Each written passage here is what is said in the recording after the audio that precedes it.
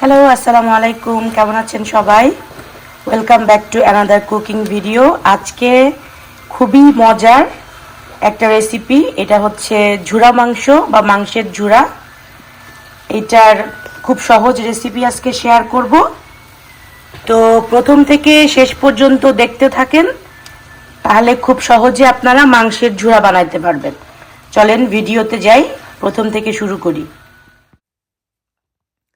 এখানে আমি ঝুরা মাংসের জন্য ডাইসড বিফ 1.5 কেজি আর হাড় চর্বি সহ মাংস 1 কেজি নিয়ে নিলাম। আমি সবসময় মিক্স মাংস পছন্দ, আমার শুধু মাংসের পিস পছন্দ না। তো আপনারা যদি চান শুধু মাংসের পিসও নিতে পারেন। এর মধ্যে আমি 2 চা চামচের মতো লবণ, তারপরে 2 চা চামচ রসুন বাটা, 2 চা চামচ আদা বাটা, 2 চা চামচ মরিচের গুঁড়া, 2 চা চামচ হলুদের গুঁড়া আর 1.5 চা চামচের মতো কাঁচা জিরার গুঁড়া এর মধ্যে দিব। তার মধ্যে দিব সরিষার তেল 3 টেবিল চামচের মতো। আর আপাতত এখন আর কিছু দিচ্ছি না। এই কয়টা দিয়ে আমি মাংস খুব ভালো মতো মেরিনেট করে নিব। তো ঝুরা মাংস আমি দুইভাবে করি। এইটা একভাবে আজকে করতেছি, আরেকটা ঝুরা মাংস আমি করি, সেটার রেসিপি আরেকদিন শেয়ার করব আপনাদের সাথে। ঝুরা মাংস পছন্দ করে না এমন মানুষ তো আসলে পাওয়া খুব মুশকিল। সব মশলা দেওয়ার পরে আমি এটা এখন খুব ভালো মতো মেরিনেট করব। মশলাটার সাথে মাংসগুলা খুব ভালো মতো মেরিনেট করে আমি 1 ঘন্টার জন্য রেস্টে রেখে দিব। 1 ঘন্টা পরে আমি এটা চুলায় চাপাবো। তো 1 ঘন্টা হয়ে গেছে আমার। এর মধ্যে এখন আমি কয়েক টুকরা এলাচি আর দারচিনি দিয়ে পরিমাণ মতো পানি দিয়ে জালে বসাবো। পানিটা আমি এমনভাবে দিব যাতে এই পানিতে মাংস আমার 90 থেকে 95% সিদ্ধ হয়ে যায়। ঢাকনা দিয়ে ঢেকে আমি এখন রান্না করতেছি। আমার মাংসে বলক চলে আসছে।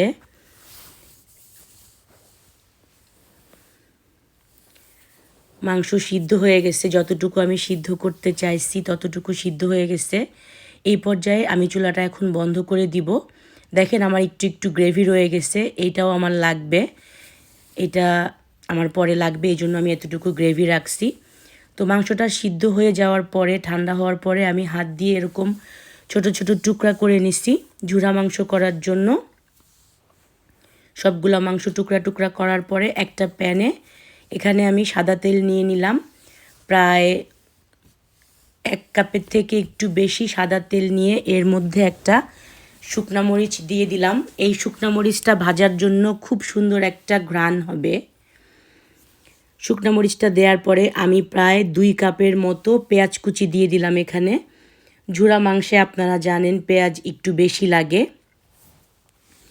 তো 2 কাপ পেঁয়াজ কুচি দিয়ে আমি এটাকে ভালো মতো ভাজা ভাজা করব। যেই পর্যন্ত ব্রাউন না হয় সেই পর্যন্ত ভাজতে থাকবো। আমি এখানে বেশি মাংস নিয়ে রান্না করতেছি, কারণ আমার এক ফ্রেন্ডকে আমি কালকে খাবার দিব, তো ওর জন্য একটু তুলে রাখবো। ভাবলাম একবারে বেশি করে করি। তো আমার পেঁয়াজটা প্রায় ব্রাউন হয়ে গেছে। আমি এখন এর মধ্যে কিছু মশলা অ্যাড করব।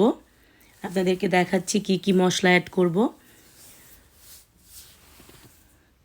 এই পেঁয়াজ ভাজার সময় যে একটা ঘ্রাণ বের হয় আমার খুব পছন্দ, সেটা মানে পেঁয়াজ বেরেস্তার যে ঘ্রাণটা আমার খুব ভাল লাগে, সেই ঘ্রাণটা। তো পেঁয়াজ ভাজা ভাজা হয়ে গেছে। এখন এর মধ্যে আমি দিব কয়েকটা রসুন, আস্ত রসুন, 1 চা চামচ রসুন বাটা, 1 চা চামচ আদা বাটা, তার মধ্যে দিব 1 চা চামচ বা 1 থেকে 2 চা চামচের মতো মরিচের গুঁড়া, 1 চা চামচ হলুদের গুঁড়া আর আধা চা চামচ জিরার গুঁড়া। সব কিছু দিয়ে আমি মশলাগুলি ভালো মতো এখন কষাবো অনেকক্ষণ ধরে, যাতে আদা রসুন বা অন্য মশলার কাঁচা ঘ্রাণটা না থাকে। এর মধ্যে দেখতে পাচ্ছেন আমি কোনো পানি ইউজ করি নাই। আমি এর মধ্যে আর কোনো পানি ইউজ করব না। শুধু যে মাংসের মধ্যে একটু ঝোল ছিল রান্নার শেষে নিচে, ওইটা দিব। তো আমার সব মশলা দেওয়া হয়ে গেছে, কষানো হয়ে গেছে। এর মধ্যে আমি এখন সেই হাত দিয়ে ছেঁড়া মাংসগুলি দিয়ে দিব এর মধ্যে, দিয়ে খুব ভালো মতো নাড়াচাড়া করে মিশাই নিব সব কিছু। ঝুরা মাংস আমার মুড়ি দিয়ে অনেক পছন্দ, পোলাও দিয়ে পছন্দ, সাদা ভাত দিয়ে পছন্দ। এই আইটেমটা আমার অনেক কিছু দিয়ে পছন্দ, আমি এটা অনেক করি বাসায়।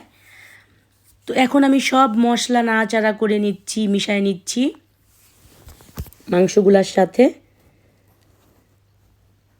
খুবই সুন্দর ঘ্রাণ বের হচ্ছে এখন এর থেকে।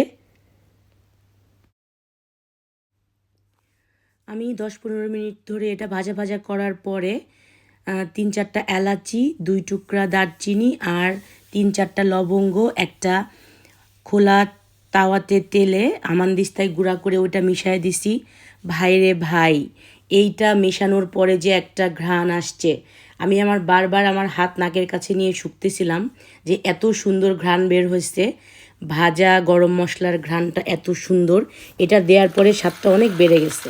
আমাদের ঝুরা মাংস অলমোস্ট রেডি, দেখেন কালারও চলে আসছে, খুবই স্বাদের একটা গন্ধ বের হয়েছে এটার থেকে। ওই ভাজা গরম মশলা গুঁড়া করে দেওয়ার পরে তো অসাধারণ ঘ্রাণ বের হয়েছে। আর বেশিক্ষণ লাগবে না এটা হইতে, প্রায় হয়ে গেছে শেষ। এরকম নাড়তে থাকবো আরও কতক্ষণ, ভাজা ভাজা হইতেছে। আমাদের ঝুরা মাংস রেডি, দেখেন কি সুন্দর কালার, একটা ব্রাউন পোড়া পোড়া কালার হচ্ছে। তো আমরা এখন এটাকে ডিশ আউট করব, রান্না একদম হয়ে গেছে। দেখেন এটার এত মজার একটা ঘ্রাণ।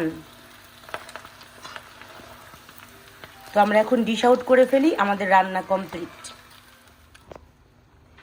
আমাদের ঝুরা মাংস রেডি, দেখেন মা ডিশ আউট করে দিচ্ছে। গরম ভাত দিয়ে এখন এটা খাওয়ার মজাই অন্যরকম। মা বলল এটা নাকি পান্তা ভাত দিয়েও খুব মজা। তো আপনারা পান্তা ভাত দিয়ে খাবেন না গরম ভাতে খাবেন, যেভাবে খান খান।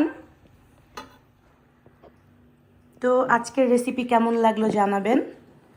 আমি আরেক রকমের ঝুরা মাংস করি, সেটা আরেকদিন দেখাবো। আজকেরটা ছিল একটু অন্যরকম। তো আপনারা কীভাবে করেন ঝুরা মাংস সেটাও জানাবেন। আর সবাই ট্রাই করবেন এই রেসিপি। সাথে থাকবেন, ভালো থাকবেন সবাই। নতুন কোনো ভিডিও নিয়ে দেখা হবে খুব তাড়াতাড়ি। সেই পর্যন্ত সবাই সুস্থ থাকবেন। আজকের মতো বিদায় নিচ্ছি। আল্লাহ হাফেজ।